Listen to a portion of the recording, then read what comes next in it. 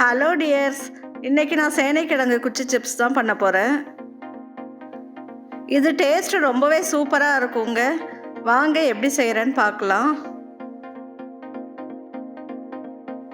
நான் 1/4 கிலோ கருணை கிழங்கு எடுத்திருக்கேன். அதை தோல் சீவிட்டு நல்லா வாஷ் பண்ணி வச்சுருக்கேன். இப்போ அதை ஸ்லைஸ் பண்ணிக்கிறேன். அதை என்னால் எவ்வளோ மெலிசாக முடியுமோ அவ்வளோ மெலிசாக கட் பண்ணிக்கிறேன்.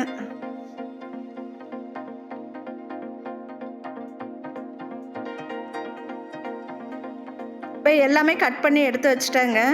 இஞ்சி பூண்டு பேஸ்ட் 1 ஸ்பூன், மிளகாய் தூள் 1 ஸ்பூன், மஞ்சள் தூள் 1/4 ஸ்பூன், உப்பு தேவையான அளவு, கார்ன்ஃப்ளவர் மாவு 4 ஸ்பூன், ஒரு சின்ன லெமன் எடுத்துருக்கேங்க.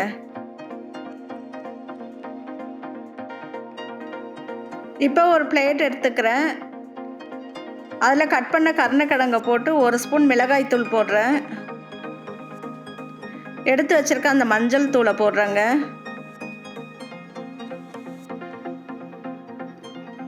அப்புறம் இஞ்சி பூண்டு பேஸ்ட் போடுறேன்.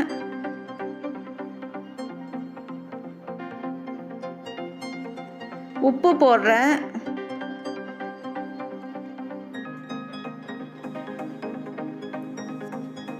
அந்த லெமனை நல்லா பிழிஞ்சு விட்டுட்டு மிக்ஸ் பண்ண போகிறேங்க. எல்லா கருணைக்கிழங்குலையும் இந்த மசாலா படுற மாதிரி நல்லா ஒரு ஸ்பூன் வச்சு மிக்ஸ் பண்ணிக்கிறேன்.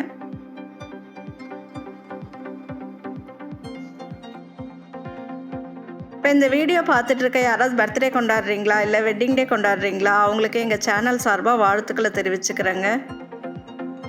இந்த சேனல் நேம் எம்மி கிறிஸ்ப். இதில் போகிற குக்கிங் வீடியோஸ் எல்லாமே ரொம்ப ஈஸியான மெத்தடில் ஸ்டெப் பை ஸ்டெப்பாக எல்லாருக்கும் புரிகிற மாதிரி இருக்கும்னு நினைக்கிறேன்.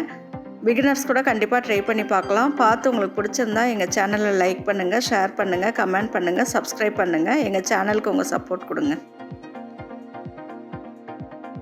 இப்போ மசாலாலாம் நல்லா மிக்ஸ் பண்ணிட்டேங்க. இப்போ நான் எடுத்து வச்சுருக்க 4 ஸ்பூன் கார்ன்ஃப்ளவர் மாவு போட்டு மிக்ஸ் பண்ண போகிறேன்.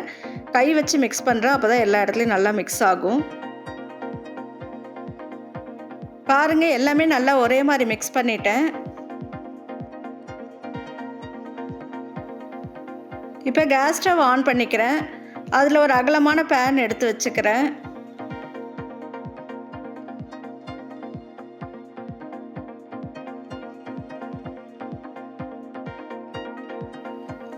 இப்போ பேன் நல்லா ஹீட் ஆயிடுச்சு.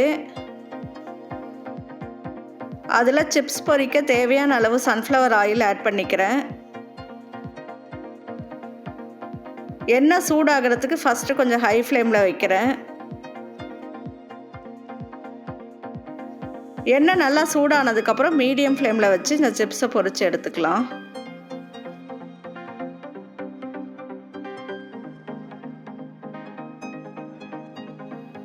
இப்போ எண்ணெய் நல்லா சூடாயிருச்சு. நம்ம மசாலா தடவி வச்சுருக்க அந்த சேனைக்கிழங்கை ஒன்றோட ஒன்று ஒட்டாமல் உதிரி உதிரியாக தனித்தனியாக பிரித்து போடுறேன்.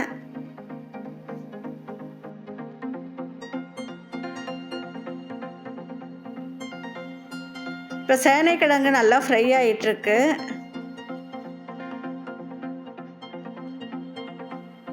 இந்த ஆயில் ஹீட்டாக இருக்கிறத பொறுத்து மீடியம் ஃப்ளேமோ இல்லைனா லோ ஃப்ளேமோ மாற்றிட்டு இந்த சிப்ஸை நல்லா ஃப்ரை பண்ணி எடுக்க போகிறேங்க.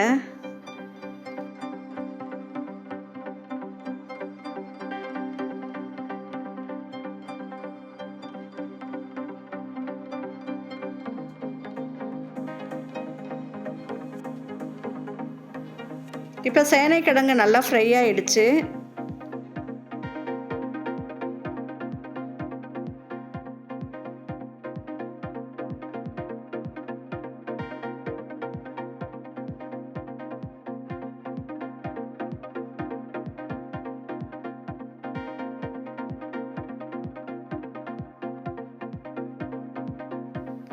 இப்போ ஒரு பிளேட் இல்லைன்னா பவுல் எடுத்து அதில் டிஷ்யூ பேப்பர் போட்டு இந்த ஃப்ரை ஆன சிப்ஸை அதில் ட்ரான்ஸ்ஃபர் பண்ணி வைக்க போகிறேங்க.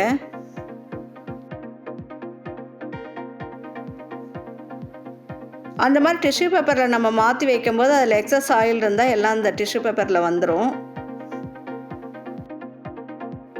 இந்த சேனைக்கிழங்கு சிப்ஸை நம்ம ஸ்நாக்ஸாகவும் சாப்பிட்லாம், சாதத்துக்கும் தொட்டு சாப்பிட்லாம், எல்லாத்துக்குமே ரொம்ப நல்லா இருக்குங்க.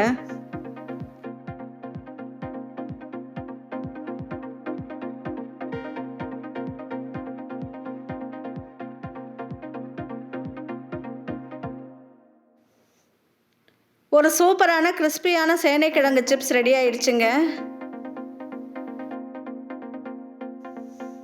இது கொஞ்சம் நிறைய நம்ம செஞ்சு வச்சுக்கிட்டோன்னா 1 வீக் வரைக்கும் கூட நம்ம ஸ்டோர் பண்ணி வச்சு சாப்பிட்டுக்கலாம். ரொம்பவே நல்லாயிருக்கும்.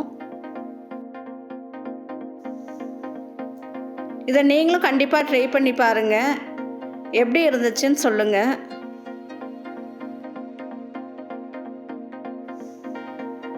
நாளைக்கு இன்னொரு நல்ல ரெசிபியில் மீட் பண்ணுவோங்க.